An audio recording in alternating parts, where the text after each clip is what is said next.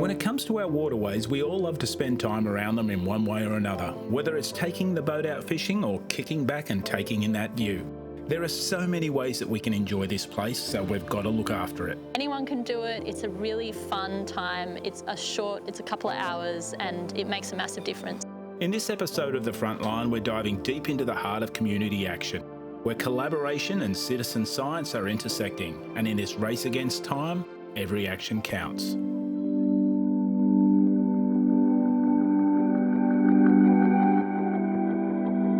So welcome everyone, thanks for coming out. So I'll start by saying welcome to the Salt Marsh. This is the first site we'll be doing today. The main thing to remember today is we really want to capture how you as the community view the Salt Marsh.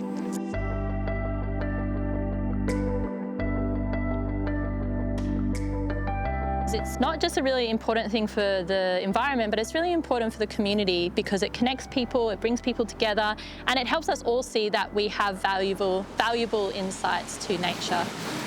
Yeah, because it's looking a lot healthier along this shoreline here as well. I've been volunteering for a number of years on quite a few different projects, and I find it inspirational to come and spend time with other people who have similar interests and also want to do something and get involved.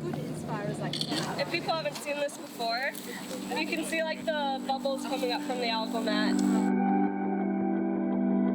So our goal is to empower and upskill people to look after the local environment. My job is to train people here in salt marsh monitoring days like this. So you don't need to even have a degree in science or have even done anything sciencey before. The training that we give and everything is successful for everyone of all different backgrounds, academic levels, knowledge.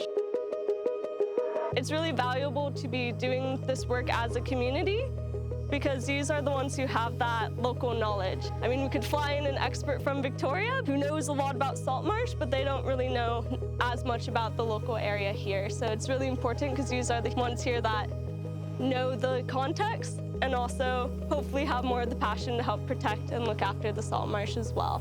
Salt marsh survey is definitely interesting because salt marsh is a very unique habitat.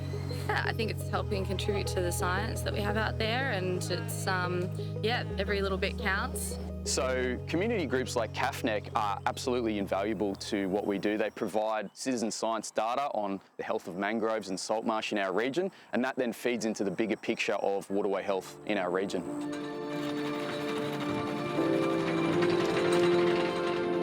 Yeah, we're going up to have a look at having a bit of a look to see what's happened since the last time I was up here, which was before the big flood, so it'll be quite a significant change of landscape.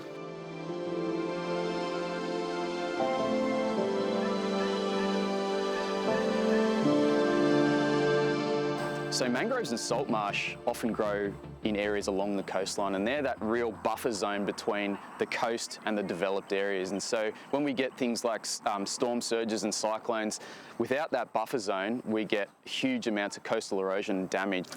So this area here is what a healthy rhizophora area would actually look like, and you can see that those roots are really interlinked. These trees are all holding each other in place and providing that extra support so that there's minimal erosion. And that's really important not just for the trees, but it's holding the soil in place. And that soil is a massive blue carbon storage area. There's not enough scientists in the world to be out in every bit of nature collecting data on it, but there are people in all types of environments who really care about what's around them who can do that. And so, yeah, I think it is the case that it's citizen science that makes this possible because we need lots of people with lots of different experience getting out in their local area and helping us keep an eye on what's happening and, yeah, what the impacts are to mangroves, to salt marshes and lots of different other types of environments too.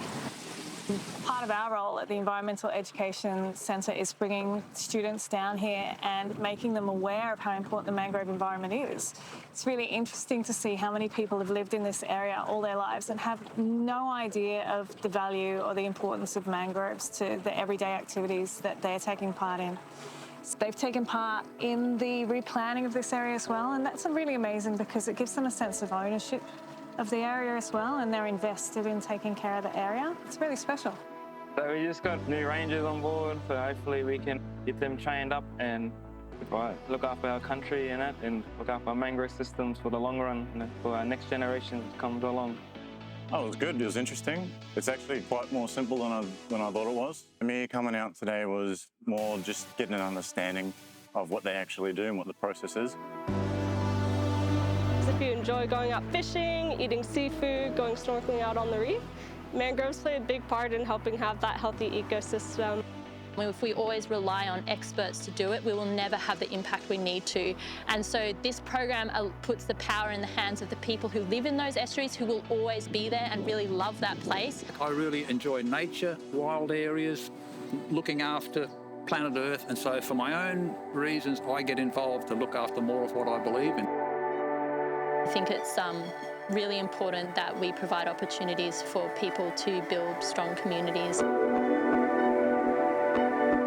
Just the power of, when you try something new, you never know where it's going to take you. It's about that feeling of pride of looking after the area and connecting people together, because sometimes we often feel like we want to do something but we don't know how, or it's a bit too hard. And so by connecting people together and having that sense of community and unity, it really helps with progressing things forward.